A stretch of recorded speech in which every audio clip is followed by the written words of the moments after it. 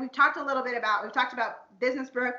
We've talked a little bit about mommy, Brooke, but what we want to hear your birth story because I'm really curious about it.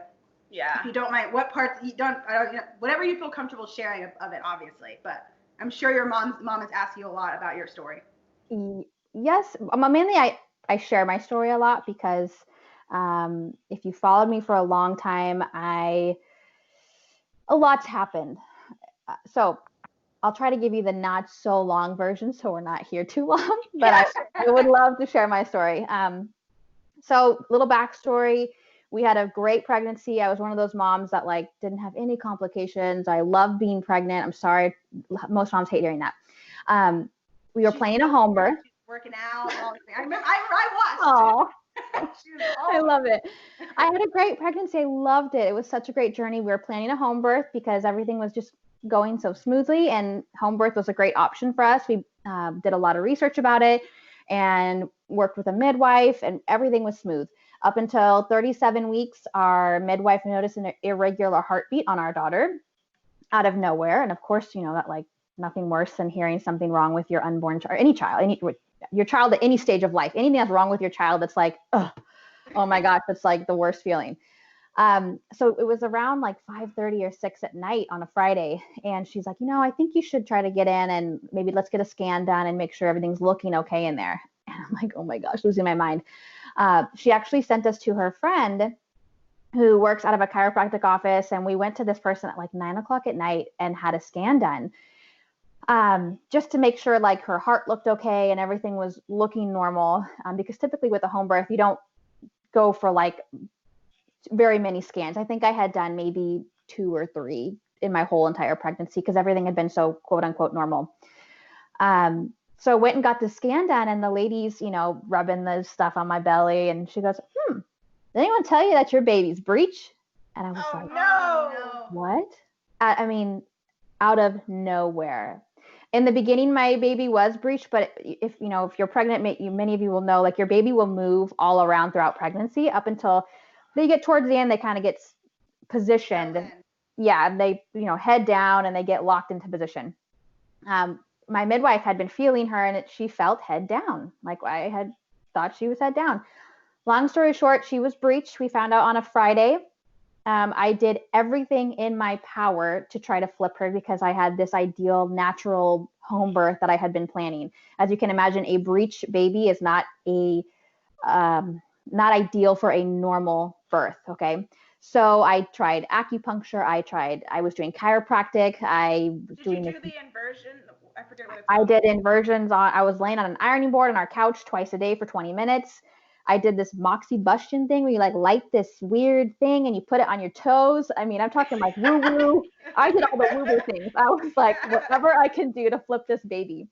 I attempted a external version where you have someone, typically you go to the hospital and you're given some, like it's to relax your uterus and to relax you, given some, medication, and they flip your baby. Well, I tried this with my midwife, trying to do it unmedicated and, as naturally as possible. We did this on a Sunday night. So I'm giving you a timeline. Friday, I found out she was breech. Sunday, we attempted a external version with my midwife. It was unsuccessful. She did not turn. We scheduled a external version with the hospital, thinking that if I had, maybe some medication to help me relax a bit and they could flip her. That was scheduled for Thursday of this next week. My water broke on Wednesday. Oh. So from Friday to Wednesday, a very short time period of like stress and just this totally my world being turned upside down of a birth plan that was not going according to plan, right? So my water broke around noon. I was eating chocolate chips in my living room and whoop. I mean, it was like when they tell you that it can be like a waterfall, it was like a waterfall, guys. It was intense. Like a balloon popped. Yes. Now some moms have it where it's like a trickle and other moms have it where it's literally like our waters broke. Yeah, they had to break no idea. Mine was a waterfall. Your poor rug or floor or couch or whatever. Luckily, it was on like our hardwood floor. Oh, but okay. When it happened, like I never planned, like, what am I going to do when my water breaks? Like I had never thought about that. I was like, oh my gosh. And I'm like running upstairs. I had diapers, thankfully, that I planned to wear if I needed them. Put those diapers on. I mean, like this is like, adult. Yeah. You know what I'm talking about? Yes, depends. which are like not All pretty. the sexy stuff of birth. So and labor, sexy. guys. Rushed to my midwife's and she checked me. What was I? I think I was fully effaced, but she was definitely still breech. She could tell that like that was not a head she was feeling. She's like, I don't know what it is, but it's not a head. So we were talking about plans of like, what do I want to do? Do we want to go to the hospital? Do we want to try to do a breech birth? And I said, I want to try to do a breech birth at home. Husband shows up. We talk about the pros and cons, different dangers of things that might happen. And my husband and I actually decided to go to the hospital because we thought we'd feel better. I take a breech birth on call the midwife, and they have to do some real scary, weird, like It's not definitely weird, but concerning different. things. It's different. My midwife has birthed breech babies, so it was something that we could have attempted if we had chose to. But my point here is that my husband and I chose to go to the hospital. That was our decision. We felt safer being there. We still wanted to deliver breech, but at the hospital. My midwife called the doctor that was on call, and it was actually a doctor she had worked with. This doctor in the hospital had delivered breech babies. So we were like, yes, this is working out. We're going to do this. Let's do it. Went to the hospital. And up until this point, I had no contractions. Like I had no feelings of anything. When I was at my midwife, she actually told me to go home and get something to eat and to shower and to pack my bag for the hospital. And it wasn't until we were about to get into the car and go to the hospital that I started feeling contractions, and it came on very quickly. They escalated fast. By the time I got to the hospital, I was like stopping and having to breathe and like, don't talk to me, anyone. Okay, then I was good to go. Okay. So I arrived at the hospital and we got all, hooked up and got ready to get checked. And it was confirmed. They did a scan. She was still breech, but she was moving. The thought was like, well, could she move by the time I go, throughout labor? Could she be moving into the right position? It was interesting. She was turning in the way that my midwife had attempted to turn her the other way during the aversion. Mm-hmm. So we then thought like, what if we had tried to turn her the other way? Would it have worked? All these things going through my mind while I'm like in labor. By this time, contractions were really intensifying. By the time the doctor got in, I was 4 centimeters dilated, which she said was very quick. This was only a matter of a couple hours. So she's like, okay, we got to figure out what you're going to do here, or else this baby is going to just pop out. They, like I said, did a scan. She was breech still. Then she checked me, and the doctor said that that's definitely not a head. That's her hand, and it appears, or it feels like she's holding something. She's probably holding her cord. Oh, so that became that was like, great. Of course, it's like the worst thing I could hear. That becomes a concern because if your cord is anywhere near, your cord could fall out. That could lead to a prolapse cord, which means she will not have oxygen throughout labor, and she could, potentially die in labor. So the first mention of that, my husband and I, both our hearts sank at this time. I was, sobbing, and just the realization that my birth was going to look very different than I had thought it was going to look. We were presented with our options by the doctor, and my husband and I asked everybody to leave the room, and we talked about it, and I cried about it, and we decided to proceed with a cesarean, knowing that we were told that if we did not proceed with one now and we attempted the birth, it could work out. I could birth her naturally, or things could go very wrong, like her cord could fall through, and we could end up in an emergency cesarean where I would be so drugged. Yeah, I would not be awake to meet my daughter. So again, my husband and I made the choice to proceed with the cesarean. And I mention all of these choices because, throughout my entire birth experience and looking back after everything was said and done, I felt I was really troubled by our birth experience. As you can tell how it ended. I had a cesarean birth. It was as good of a cesarean birth as it could have been. I had a photographer in there with us who took beautiful pictures. I met my daughter right away. We asked for her to be placed on my chest immediately after birth. They did it? Yes, they did. Oh, that's so nice. Yeah, and I want to try to mention all these things that we asked for, because no matter what your birth looks like, you have the power to ask for things, and you have the power to make choices. So even if it's a birth experience that is completely opposite of what you have planned, you still have the power to ask for your different options, to ask doctors to explain those options, because a lot of times doctors are like, here's what you can do. or sometimes they don't even give you choices. They just said, okay, we're going to proceed with this. Is that all right? This is what we're doing. And you can say, no, hang on. Like, can you give me my choices? What does that word mean? I have no idea what you're saying. Yeah. In doctor lingo. So you can ask for all of these things throughout your experience. But I was very grateful to have her placed on my chest. She was healthy. She, attempted to breastfeed right away. I mean, it was ideal in that sense, but I really, really struggled with that birth experience because it was completely opposite of what I had planned. It was not a home birth. It was not natural. It was at a hospital. I mean, it was all these things I had not planned for. I mean, I had a birthing tub set up at home. I had all the things ready. Oh. And here I am in the hospital and I really struggled mentally and emotionally with that whole experience. But looking back, I do see that we did have choices all along the way. We made those choices. So my husband and I made those choices as a team. So I felt, even though I struggled quite a bit with that birth experience, we did feel empowered knowing that we did make every choice that happened throughout that entire experience. Yeah. Oh. Yeah. I love birth stories. Okay, so let's like you talked about how your postpartum was kind of tough. So like what aspects were tough for you? Yeah.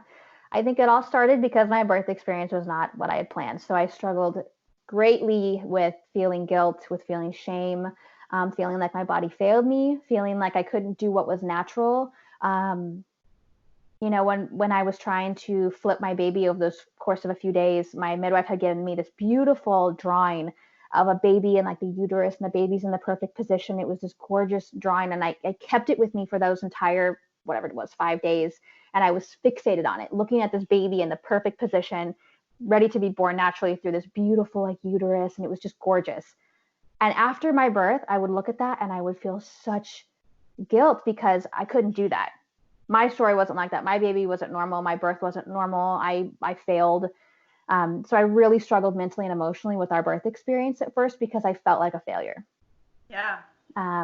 So that was hard leading into postpartum.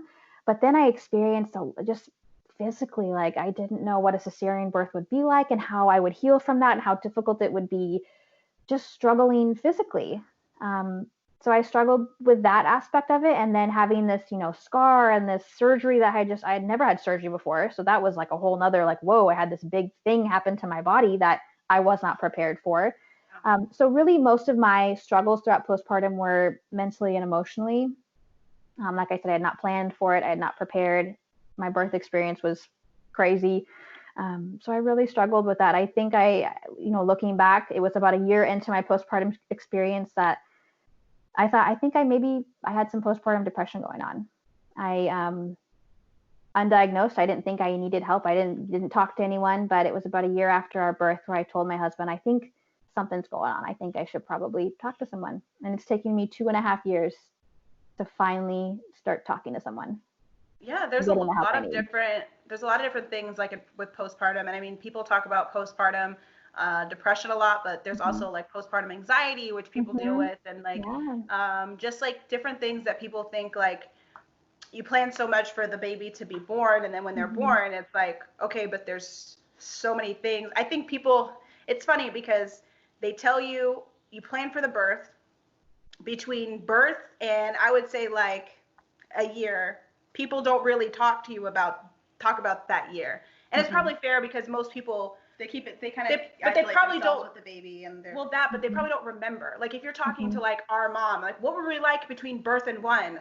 I was sleep deprived. I had no idea, and I mean, except for like things like, breastfeeding potentially or whatever, like things like that. But like, even when you start reading books, like the milestones that they're meeting and stuff, like that's pretty much, it's pretty much like, it's all baby. Are they holding their head up? Are they doing this? It's not like big ones. The big ones start happening after one, and then they just get on this momentum where it's like a year from then they're talking.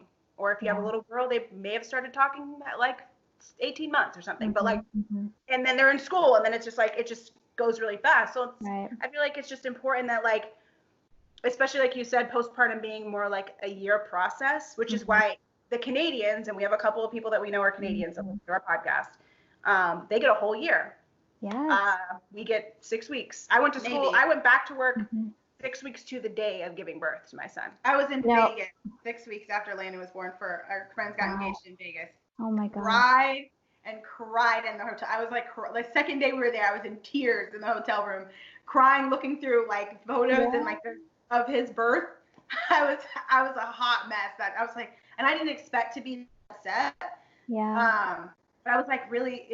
I was upset because because of where we worked. It's kind of a really, really big place that has like stairs and it's outside and all this stuff. So I kind of like, I went immediately from literally having a baby 6 weeks ago to 3 days back to back of like 12-hour days working. And I was super sore. And like potentially, I mean, my doctor, she told me when I went to the 6-week checkup, she was like, I mean, you're good to go. And I was like, okay, I'm going to work tomorrow. And she was like, I mean, yeah. And thank God I was fine. But like, realistically, looking back, I probably could have waited at least 2 weeks. What's interesting is that there's a video out there that mentions this, that puppies get more time with their mothers, or like you're not allowed to adopt a puppy for so many weeks. It's longer. Longer than humans get with their child. Like that blows my mind. That's a whole nother topic we can go on for hours about. I never thought of that, actually. That is so We're true. more protective of the puppies being that low key because we adopted a puppy at 8 weeks, and the owner was just like very adamant that the puppies were almost born in my house. All 10 of them were almost born in my house. So they were not born in my house. They were born an hour later, but we literally saw the puppies when they came into the world. So when we adopted him, I was just like, I don't really want to wait. And he was like, we really need to wait 8 weeks. But I just never thought of that. Like, even when I had my 6-week checkup, Blake and I both were like, we were wanting to wait and make sure I was still like, I still felt, because I was still a little bit sore. Like, there's just like all these things that they're like, 6 weeks, you should be good to go. I'm like, to be fair, at 6 weeks, I would say at 3 weeks, I felt like normal. I was like, I had stopped bleeding. I was doing all the things. By 6 weeks, I was like, okay, cool. Like, I felt like when she said you're good, it just kind of confirmed how I already felt. And again, I know that is not a lot of people's experience. But I also was very like, I think like we talk about postpartum, but when you're pregnant, a lot of the planning for the postpartum needs to be in pregnancy. A lot of like how you're taking care of yourself, what you're putting in your body. And I was like, I don't even know if I would be like that again, but like I was so weird about like what I ate, how much I worked out, like protecting like my core muscles and my leg muscles and muscles I would need to give birth. I got on bed rest, and then she got put on bed rest, so she couldn't. But but I was just, and that's even an example. We both of our labors were 8. Hers was 12, mine was 8 hours. Oh my God. And I told my mom, I was like, she's scared. Our active labor of pushing hers was 45 minutes, mine was 38 minutes. Yeah, but we were in labor. But right, the entire contraction to their birth. They were a long time. Yeah. I mean, it's long, except when I have friends that I know that cousins that were labored like 20 for hours of birth. 36 hours. So for me, I'm like, I told my mom, I was like, I'm kind of scared that like the next one, because this happened to her next 2, like one almost was born in a toilet. Yeah. And the other one, like she just barely got on the bed, and like the doctor just like slipped on a glove and like caught the baby. Yeah. So I'm just like, oh my gosh, like the next one, What's it gonna be like? I need to like, as soon as I think I feel anything, I'm like I need to be able to like see the hospital from my house. Yeah. But yeah, it's so nice. Thank you for sharing your birth story. I love hearing just even, experiences, and, having my friend Melissa on, and she shared her birth story. And I think like your perspective of your birth story is very different. Like a person's perspective is very different than like people hearing it, I think, almost. Like for some people, your birth story would have been like, well, I mean, I didn't really plan, so, the baby got here and great, and so other people like, well, that's not what I wanted. So it's like, if you have this idea in your head that your kid is going to go to this amazing school, and then they're going to Harvard and they decide to go to UCLA, you're like, Yeah, or like you want your kid to be a baseball player, and then they're like, well, I actually want to be a basketball player, and people are like, your kid's gonna go to the NBA. Well, I wanted to play MLB, like, you know what I'm saying? It's like you can kind of be like, or like my birth, I feel like from my perspective, I feel like I thought it was very smooth. When I told it to Amber, she was like, that sounds really traumatic. Yeah, and that's like it's just different. And that's the perfect, I mean, I mentioned it before, it's like every mother is different and how they want to perceive their birth and experience their birth is different. So like the mom could have been in my experience and been like wanting to just listen to the doctors and have the doctors tell them what to do and just follow their guidance. For another mom, that's the exact opposite of what they want. They don't want to have someone tell them what to do. So it's just, we are all so different. So again, it comes back to finding out what each mother and each client or whoever, each person needs, to feel empowered and to feel really good through their birth experience. So it's just, everyone's different, you know? And I like to tell my story and tell it in a way of like pointing out what I see as the positive aspect. Cause I mean, I talk about it and it really was hard for me at first to process because like I said, it was totally opposite of what I had planned and I struggled with that. But to every single mom out there, like you can know your options and you can ask for choices and you can ask to have a moment to think about things with your partner. All of these different choices that you have throughout birth and how that can really lead to an empowering experience and not so much of, did you birth naturally or did you have a cesarean or did you this, did you that? Like that's not something to be proud of. It's really how you feel based on the kind of choices you're given and the kind of options you're given and being able to make those choices yourself throughout birth. Yeah. It sounds like your husband was really supportive like throughout your whole pregnancy and you guys really worked well as a team. When it comes to, we're going to talk about wifey life now because we talked about business mommy, we talked about mommy. Now we're going to talk about wife, which is a super exciting and really fun aspect of just being a woman in general. It's one of the things that we look really forward to. It can be extremely stressful. And can be extremely because it's weird because both Ashley and I are in that like we're fiancés, but we've both been fiancés for a while. But we've also been with our partners for a while, and we both have kids. So it's like we're doing a lot of the aspects of the wife life without like the papers yet. But for you, how has it been like with you being an entrepreneur and you have having all of these like exciting things going on for you personally that are separate from your partner? How has he been like supporting wise and what aspects does he really support you in? He has supported my entire business change. I remember going to him and saying, honey, I found this business coach and she's doing exactly what I need her. Like I need her help. Like she's going to teach me how to create an online course and how to market it and how to build it, like all the technical aspect of it. And I need her. So I went to him and I said, yeah, she's like $1,400. And I have no idea how we're going to afford that, but I really want to do it. And he's like, do it right now. Like sign up. We'll figure it out. We'll make it happen. Do it. And that's been his mentality really through this entire thing of like so supportive, not knowing like, what if this doesn't work? Like, what if I completely spend thousands and thousands of dollars and I can't help one single mother out there? Like, you know, let's take the money out of it, like not to make money, but just to help someone out there. What if I can't? Like, what if this doesn't reach enough people? Like I can't help one mom or whatever it might be. What if this is something where I invest a lot of money and I don't make any money? Like all that, these questions and doubts and fears, but he has always been the person like in my corner just saying like, go for it, try it. You never know what's going to happen unless you try. You're going to always regret it if you don't. Like, so he's been super supportive through this entire thing. And that's doesn't go without saying though. I mean, we've been together for it'll be 8 years this year. Well, married 8 years this year. We've been together for 10. And we've had How did you guys meet? We met through family. My mom and his mom were really close friends. Oh, okay. Yeah, so we met and I was actually with someone else and that didn't work out, obviously.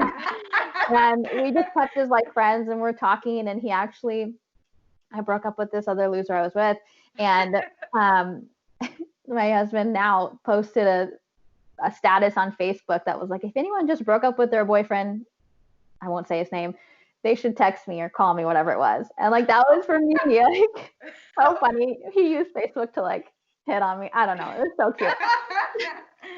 But yeah, we met through family, and That's cute.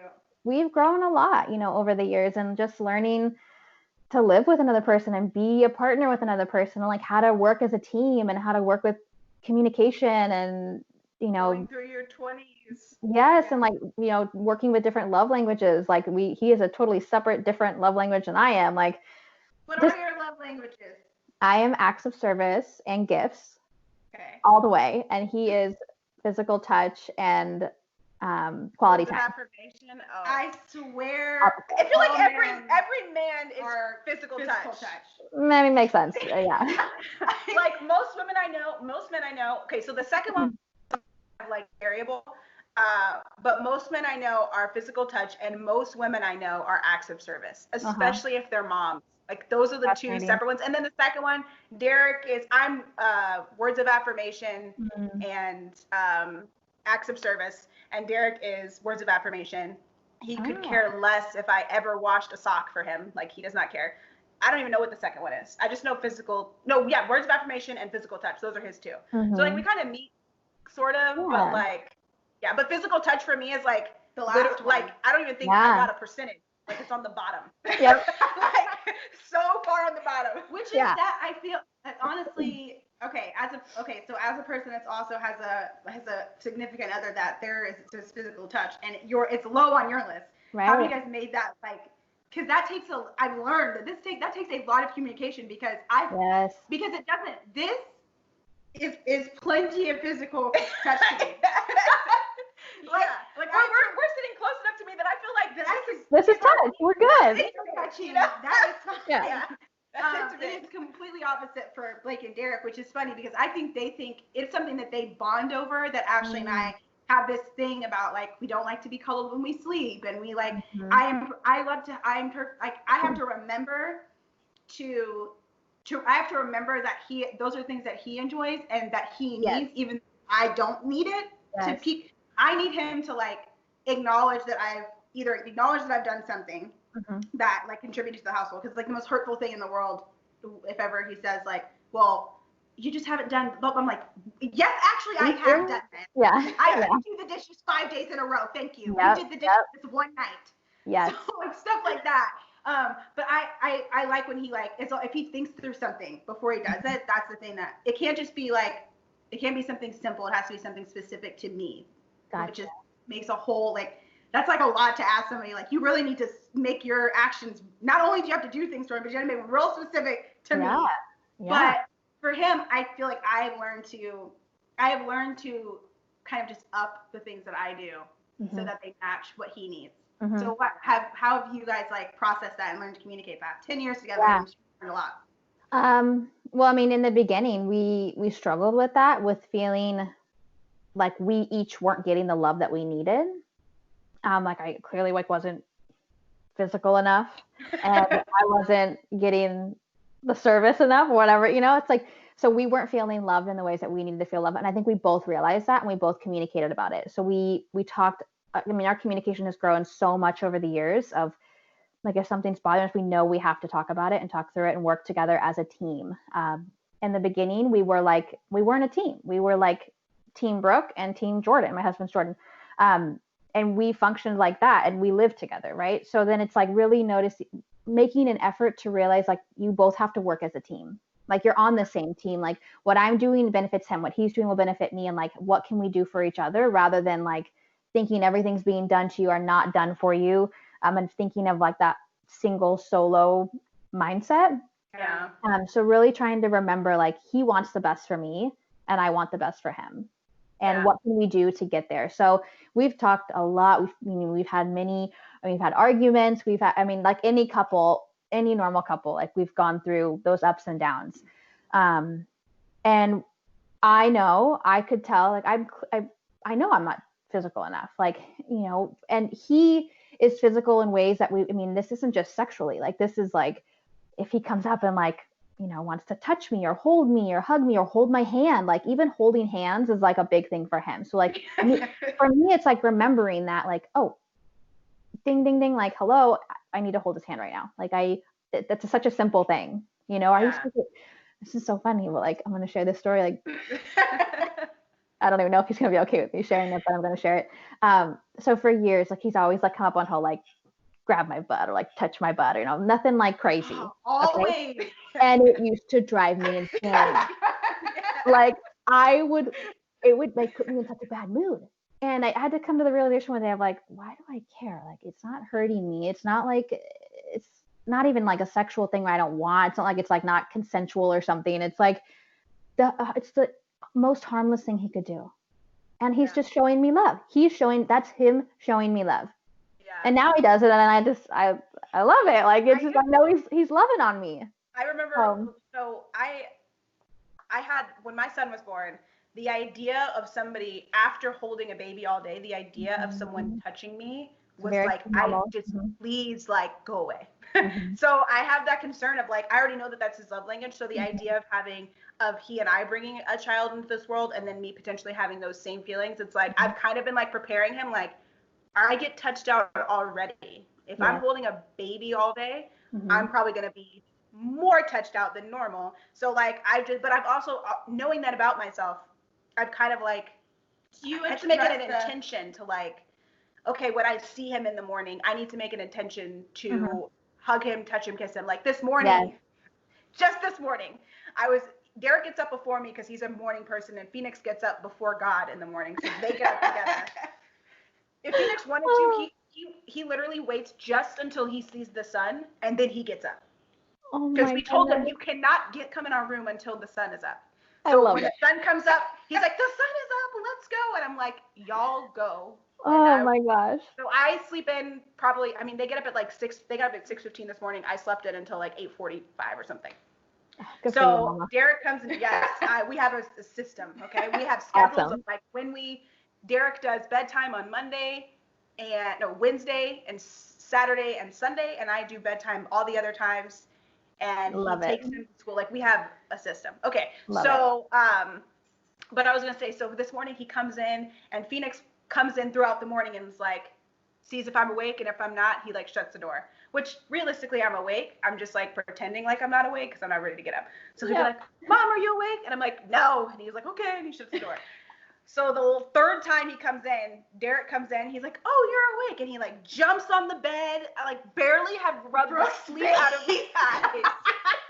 I have barely got the sleep out of my eyes. And he's like, good morning, babe. And he gives me a kiss. And like my whole body just like tensed up. And I was just like, I had to like breathe. Deep breath. Yeah.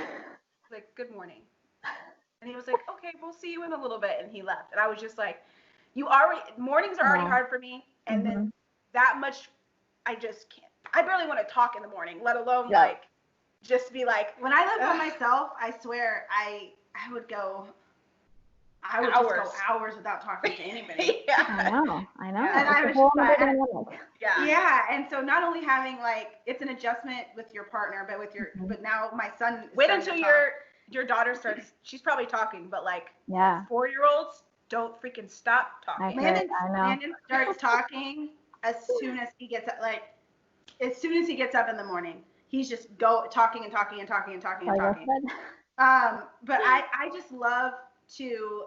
I've learned to adjust my morning because for me, I could get up an hour before anybody with headphones in and just like do my own situation and not. But Blake feels like I'm like ignoring him or not like trying to include him if I get up like an hour before him and like do all these things without him being awake. He would prefer to get up, like if he gets up before me, he'll get up before me, he'll let me sleep in, get Landon and the dog and all the things and let me sleep in.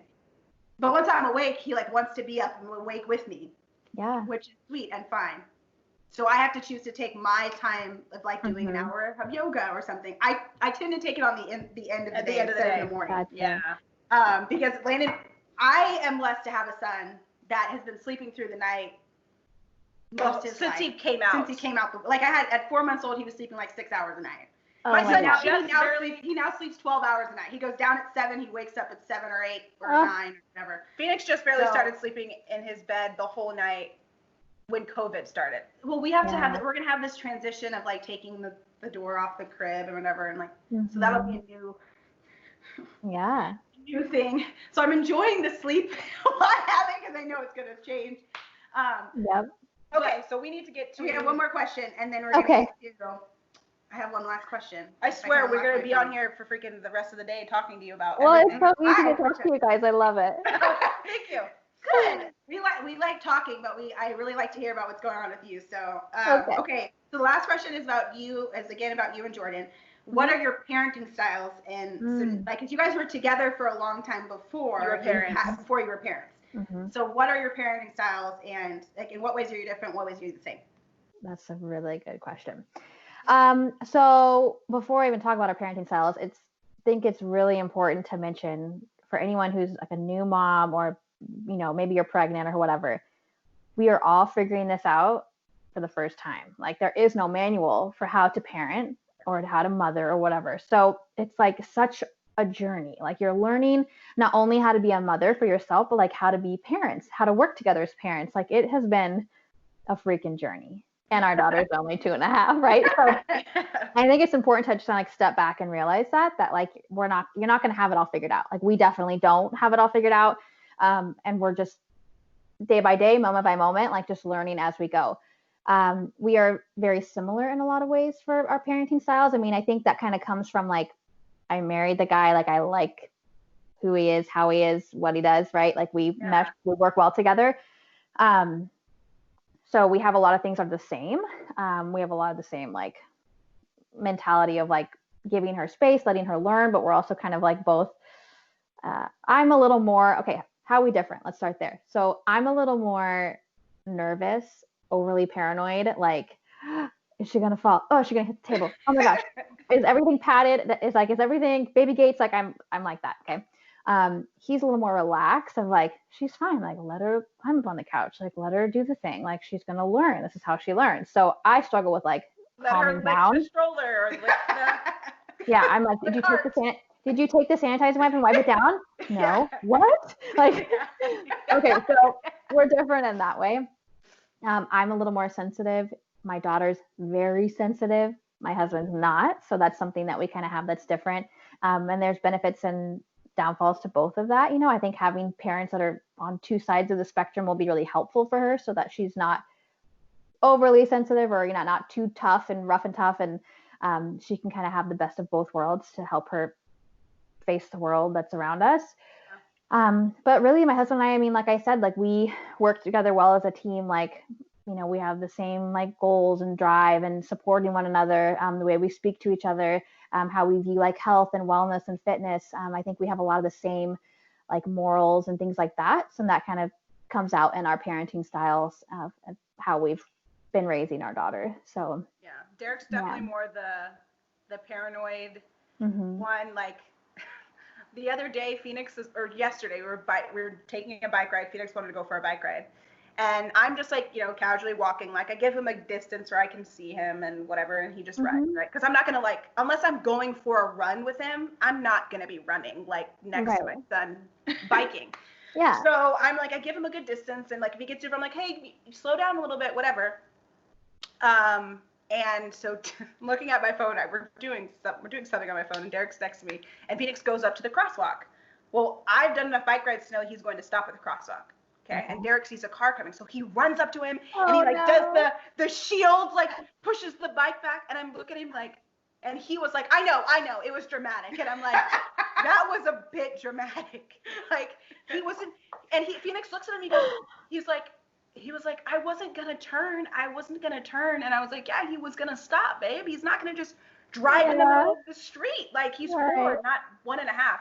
Right. So I have to like kind of adjust to him. Like sometimes like, babe, he's gonna like, there are moments where I'm like, I kind of had this mindset of where it's better for him to make mistakes, fall, hurt himself in this environment, as opposed to when he's older, he has no one to protect him, right? So like when he hurts himself, he knows he can come tell us or whatever. Sometimes he's dramatic and I'm like, son, like, I don't even know where the boo-boo is. Like, there's nothing, and his little eyes are just welling up because something may have hurt him, but it's not like bleeding or bruised or something. So he's just like, I need a Band-Aid. And he's like, and I'm just like, son, like what happened? Like I am so that parent, which all the moms, you can judge me all you want to, but my son literally can climb into his own high chair, like full on climb, sits himself down in the high chair. That's amazing. And I turned around, and it just happened because the high chair sits in the living room. So I was sitting watching TV, and he's just roaming around the house. And then I turn around, and Blake and I are like, "Did you put him in the high chair?" Yeah. And he just climbed into the high chair, and because it has like a little step in the front. Yeah. Which I'm not exactly sure what the step in the front of the high chair is for. It's for that. For the child to climb into it? Yes. Must be. Well, yeah. So he just climbs into his own high chair, and and I'm sure most moms are like, why is he not strapped into that?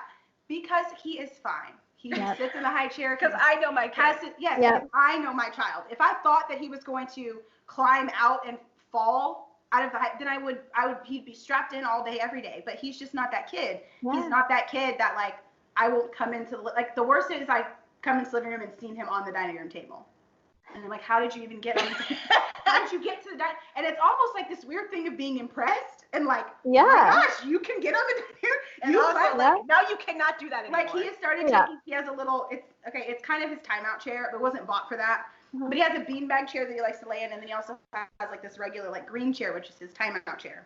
Mm-hmm. But he likes to take his timeout chair and put it up against like countertops now, and like so he can grab and pull things and whatever, which is super impressive and very like it's a milestone. It's a milestone. Like, but I also feel like, but you can't be doing that. Like you can't be taking your chair and like just using it as a stepping stool to get to pull out the bottom drawer and stand in the bottom drawer and hop up on the counter. Yes, it's just like things that was just like, I love. I'm just like, this is amazing and brilliant, but you can't do this. Like this is not safe, but it's super cool at the same time. Well, I'm like, there you go. There's another example of like every child is different, right? Yeah. Like every kid is different, and the way you handle that is how you want to parent. And like my point of like my message for their moms is like, that's okay.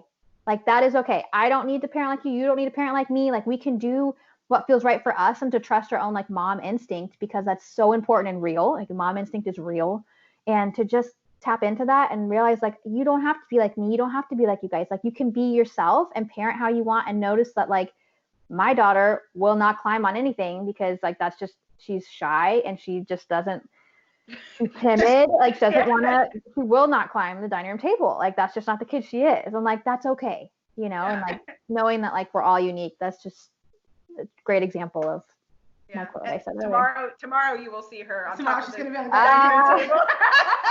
And I will be the mom that's like, oh no, like this is not happening. We have to replace all the chairs. All the chairs are going to be up against We're going to pad everything. We're going to live in like, you know, the gymnastics, like where there's like mats and pads and things everywhere. Like that's going to be my house. Hardwood floors are a blessing until you're like, so Ashley's middle floor in her apartment is all hardwood floor. Mm-hmm. So our kids have been slipping and sliding across the hardwood floor. Yes, my poor son, he's been slipping on things, and I'm like, my thing is his poor knees. Like, if you ever slipped on something before, like your knees, and like, I'm just like, oh my gosh, like you need to be careful. But I'm not gonna like, I mean, cleanliness wise, I love hardwood floors. Hardwood floors are great. Nice. Okay, so the next thing we have, it's the last thing we have.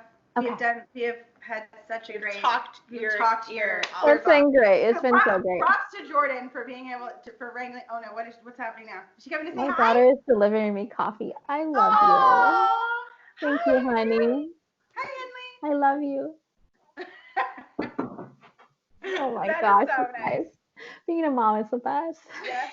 That's so sweet. Landon loves to take Blake's coffee cups, and he doesn't quite have because Blake drinks like giant, like not like a cup. Like so, Landon likes to deliver and be like, "Here, Dad," and he sloshes the coffee, and like everybody likes the coffee to Blake. But I've been telling Blake to put his coffee in thermos so they don't get spilled.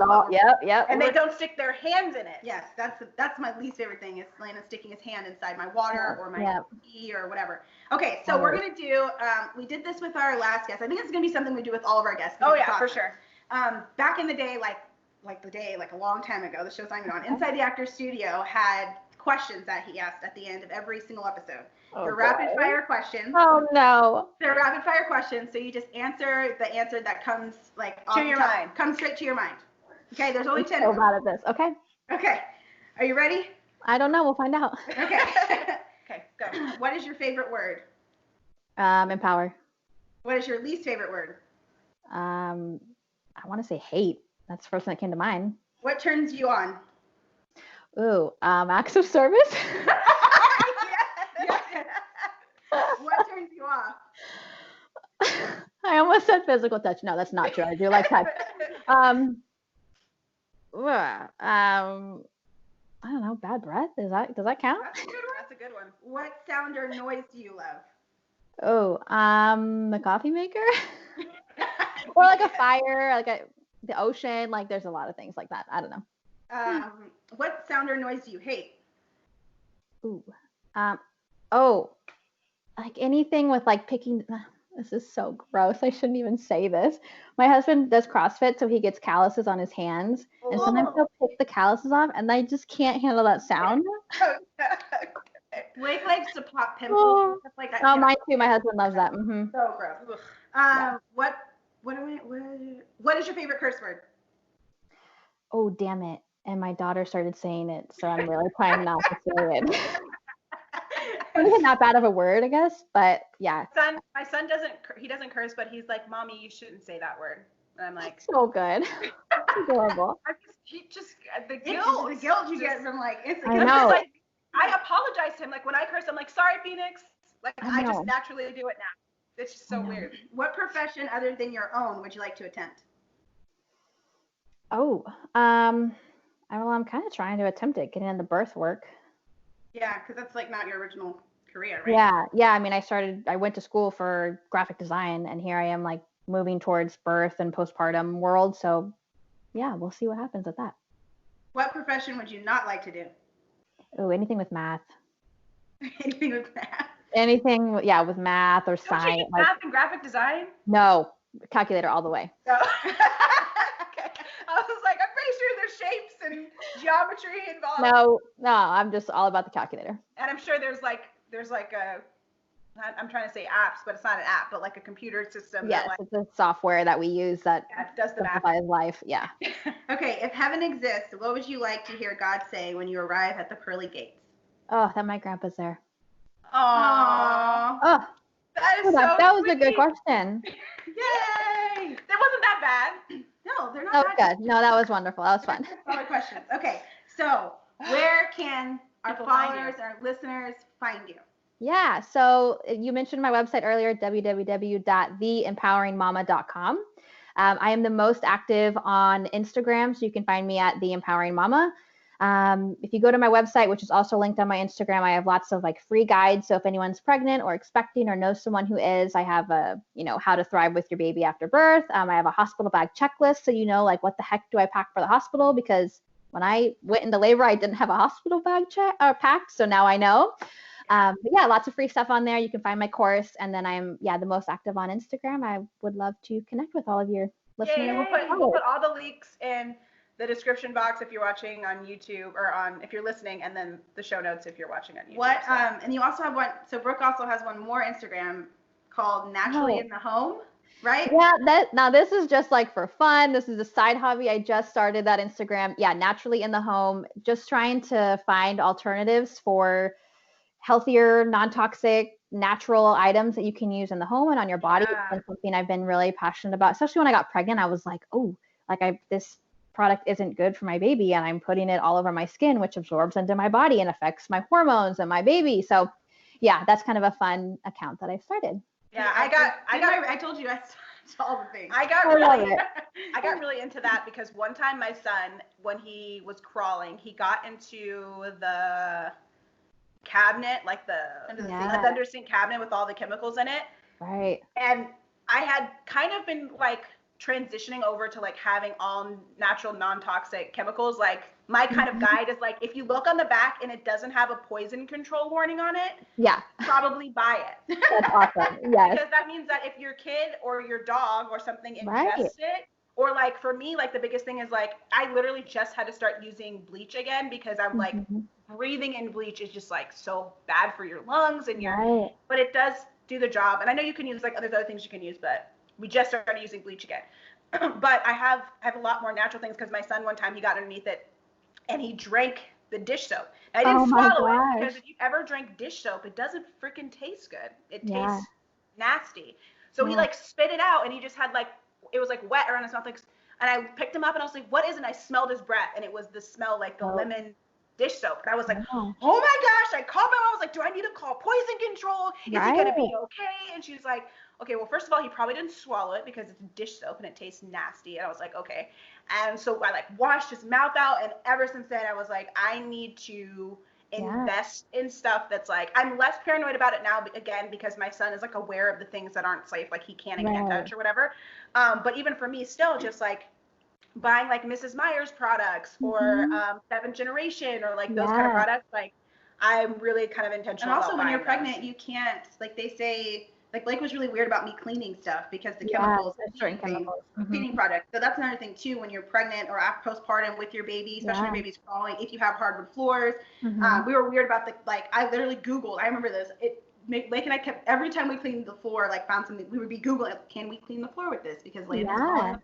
Like, can he breathe this in? Can he? So just, that is awesome. We'll keep an eye on all your natural tips. Yeah, I'm going to go follow that. I didn't know about that. Instagram is so interesting. She has all, like, the tips for all the things, Mom. Like, it is awesome. She has, like, the highlights on there, too, so you can literally, like, look at all of Brooke's tips and follow all, like, 7,000 of her tips. I try to share a lot of tips. Yeah, which are really awesome. But it makes me excited to have another baby. Hopefully by then, well, you live in Oregon. Are you going to have another baby? That's a really personal question. Great question. It's a TBD. Many people don't know this, so this is like exclusive information for your podcast. We were going to start trying this month, and then here we are. Perfect time. It's COVID. Well, that's our thing. Is like we're not there. Like with COVID happening, like we're in a weird mindset about it, and we're waiting. So it's a big TBD. We'll see what happens. Is mine. I mean, Blake and I already decided we're good with one, but I was already nervous about bringing a human being into the world pre-COVID, and bringing a human into the world post-COVID makes in the middle of COVID. Like moms that are pregnant. If you are pregnant right now, I know. bless you so much. Do you have clients right now that are? I do.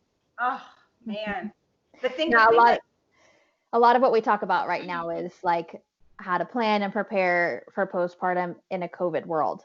Because this is expected to flare back up come fall and winter. So it's like a lot of talking about how moms are feeling right now throughout their pregnancy, because it's just a very, very different world, and how to plan for a postpartum where you might not get the actual physical support that you would have had before COVID. And also just, I mean, you're not allowed not being able to have I'm sorry, hold on. Okay. Not being able to have your doula or your spouse or whatever. You're not allowed to have them in there with you at a lot of hospitals. That would be the hardest for me. Giving birth in a hospital in a super sterile environment, not having visitors, all that stuff, I would be totally fine with that. But not being able to have my mom or my sister or Derek or whatever and go through, God forbid, like if it was my first time giving birth and I had nobody, oh man. Yeah, my heart goes out to those mamas right now. It's a very tough time for them.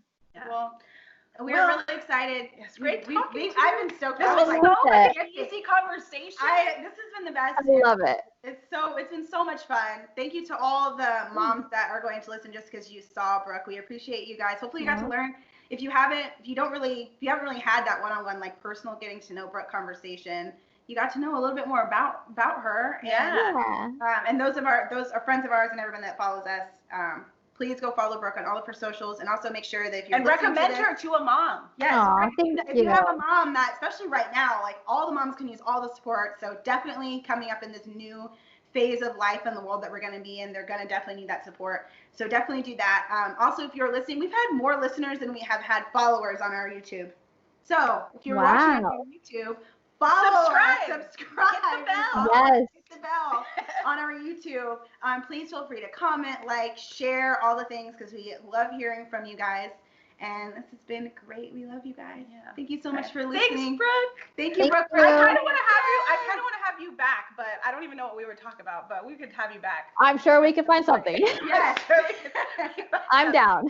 Okay. Yay. All right. Thank All right. you. Yeah.